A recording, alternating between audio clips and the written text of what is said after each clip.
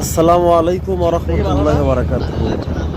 সুপ্রিয় ফেসবুক ইউটিউববাসী, শুনুন, যুব সংঘের কর্মী সম্মেলন উপলক্ষে আজকে ধাপের হাট গিয়েছিলাম। প্রতিমধ্যে আসার সময় মাগরিবের সালাতের অনেক পরে। তো আমরা যে সেনজিতে উঠি, দেখি ওই ভাই সেনজিতে উঠছে, ওনার নাম আবু রায়হান।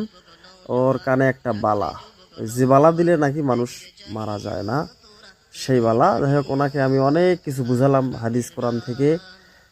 সে এক পর্যায়ে ওটা খুলে ফেললেন, আলহামদুলিল্লাহ। আমি চাই এই ভিডিওটা দেওয়ার উদ্দেশ্য হচ্ছে এটাই, যে আপনারাও এই দাওয়াতি কাজ করবেন, যেখানে পাবেন সেখানে দাওয়াতি কাজ করবেন।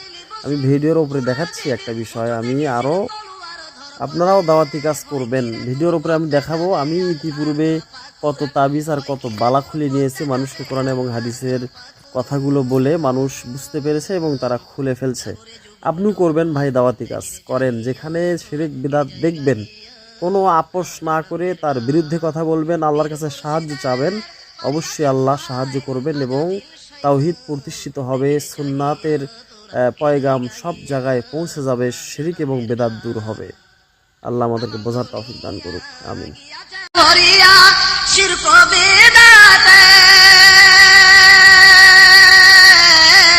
ইসলাম বুঝি দুনিয়া হতে বিদায় নিয়েছে, কত কবরে জলের প্রদীপ মসজিদে নাই বাতি, কত কবরে জলের প্রদীপ মসজিদে নাই বাতি, খানকা মাজারে শিরনি লইয়া উঠেছি সবাই মাতি।